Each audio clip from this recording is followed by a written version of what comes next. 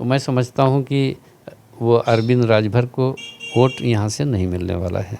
शहर के हों या गांव के हों, समझदार वोटर्स कभी अरविंद राजभर को वोट नहीं करेंगे। भारतीय जनता पार्टी की सरकार को हटाने के लिए जो भी उम्मीदवार बढ़िया होगा उसको हराने की हैसियत में होगा, माइनॉरिटी उसी को करेगी वोट। इस बार के जो चुनाव जो हो रहे हैं वो देश में ज़रूर बदलाव आएगा, गठबंधन की सरकार बनेगी।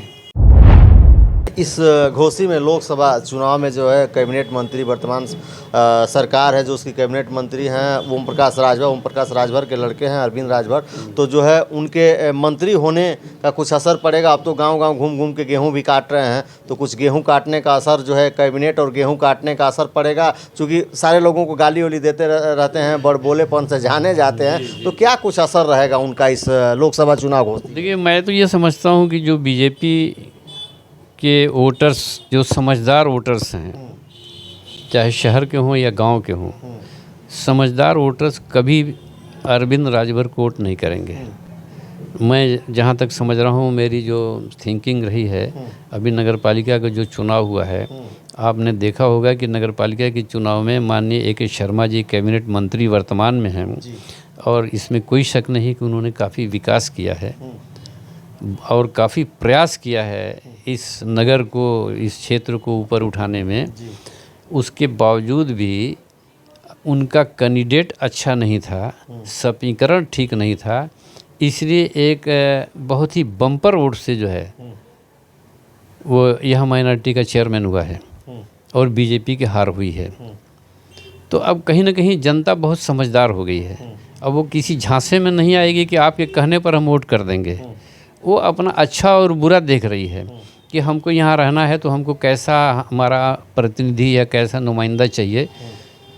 तो अरविंद राजभर हों या उनके पिताजी हों, उनकी भाषा, उनकी शैली क्या है ये पूरा देश जानता है, और मैं समझता हूँ कि माननीय योगी जी भी जानते हैं अच्छी तरीके से।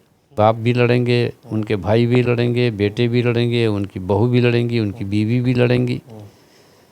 तो ये तो उस राजभर समाज को सोचना चाहिए कि इस राजभर समाज का भला कहाँ है, किस हाथ में है।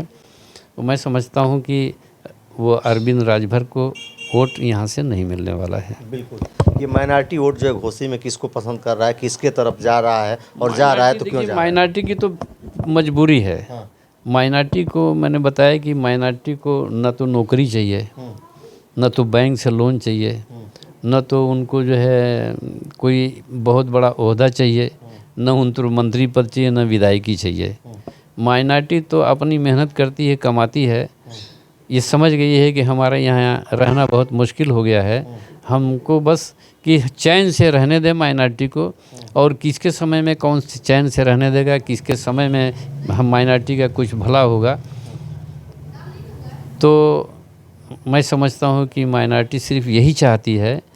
और जैसा कि भाजपा की जो सरकार है, चाहे दिल्ली की सरकार हो, यूपी की सरकार हो, इसमें माइनॉरिटी के लिए इन सरकारों ने क्या किया है किसी से छुपा नहीं है। इन सरकारों ने बुलडोज़र चलवाया, इन सरकारों ने लोगों को जेलों में बंद किया, इन सरकारों ने जेलों में जहर दिया, इन सरकारों ने जो है जेल से लिया करके बाहर में मरवा दिया। तो ये सारे बातें हैं। माइनॉरिटी समझदार है, वो जानती है। सिर्फ माइनॉरिटी की भी न्याय चाहिए और शांति चाहिए। हमको कहाँ मिल सकता है, किस पार्टी में न्याय मिल सकता है? न्याय जाहिर बात है कि भाई यहाँ कांग्रेस की भी सरकारें रही हैं, भाजपा की भी सरकार है, समाजवादी की भी सरकार रही है, बहुजन की भी सरकार रही है। अब तो ये हो रहा है कि भारतीय जनता पार्टी की सरकार को हटाने के लिए जो भी उम्मीदवार बढ़िया होगा उसको हराने की हैसियत में होगा, माइनॉरिटी उसी को करेगी वोट। वो अब ये नहीं चाहेगी कि नहीं हम कांग्रेस को दें या बसपा को दें या समाजवादी को दें। भारतीय जनता पार्टी को जो तानाशाह हो गई है, जो माइनॉरिटी को जीना नहीं देना चाहती है, तो माइनॉरिटी उसी आदमी को वोट करेगी जो भाजपा को हरा सके। बिल्कुल। तो माइनॉरिटी का जो वोट है, जो बीजेपी के खिलाफ जो चुनाव लड़ेगा, जो बीजेपी को टक्कर देगा, जो बीजेपी को हरा रहा होगा, माइनॉरिटी का वोट उसको जाएगा। तो घोसी में बदलाव होगा और देश में बदलाव होगा। जी बिल्कुल बिल्कुल होगा। घोसी में मतलब बदलाव होगा। वर्तमान की स्थिति तो यही है कि देश में बदलाव होने जा रहा है।